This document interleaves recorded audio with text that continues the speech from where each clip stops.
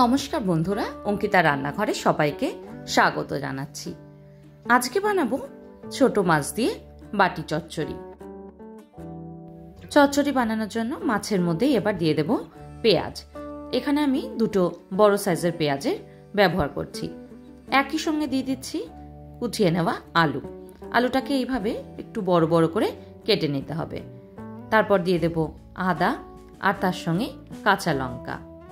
সমস্ত কিছু দিয়ে এবার দিয়ে দিচ্ছি গুঁড়ো মশলা, হলুদ, জিরে, ধনে, লাল লঙ্কার গুঁড়ো আর তার সঙ্গে নুন। সব মশলাগুলোকে দিয়ে দিলাম। আর একই সঙ্গে দিয়ে দিচ্ছি এখানে সর্ষের তেল। সর্ষের তেল একটু বেশি পরিমাণে বাটি চচ্চড়িতে ব্যবহার হয়। হাতের সাহায্যে এবার খুব ভালো করে ওপর নিচ করে ভালোভাবে সবকিছু মাখিয়ে নেব। এই সময় মাখানোটাই কিন্তু আসল।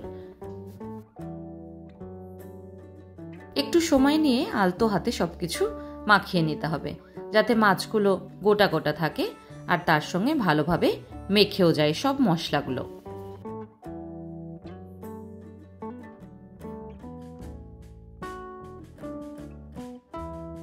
মাছগুলোকে ভালো করে মাখিয়ে রেখে দিলাম 5 মিনিটের মতন। অন্যদিকে একটা কড়াইতে বেশ কিছুটা সর্ষের তেল আমি গরম করে নিচ্ছি। তেলটা গরম হয়ে গেলে ফোড়নে দিয়ে দিচ্ছি 1 চামচ কালো জিরে আর তার সঙ্গে দুটো শুকনো লঙ্কা। ফোড়নটাকে খুব ভালো করে ভেজে নেব কিছু সেকেন্ডের জন্য।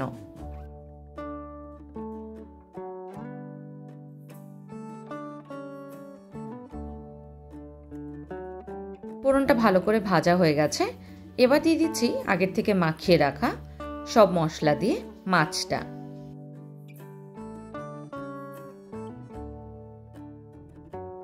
এই সময় একবার ভালোভাবে তেলের সাথে মিশিয়ে নেব সমস্ত কিছু। একবারই এখানে নাড়ব। এরপরে খুব বেশি কিন্তু একদম নাড়ানাড়ি করা যাবে না।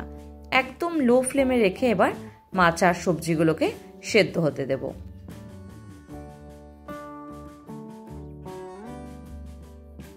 খুব অল্প সময়ে আর খুব সহজে এই রেসিপিটা আপনারা বাড়িতেই বানিয়ে নিতে পারবেন।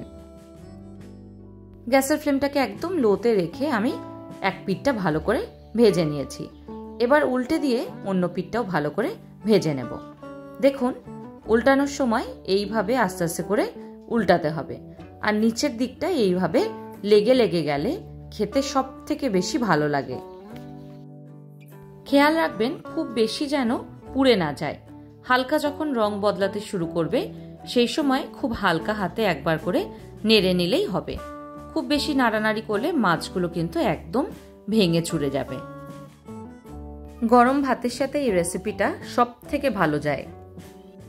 আজকের মতন এইটুকুই। আবার দেখা হবে অন্য কোনো দিন অন্য কোনো রেসিপি নিয়ে। ভালো থাকবেন, সুস্থ থাকবেন। ধন্যবাদ।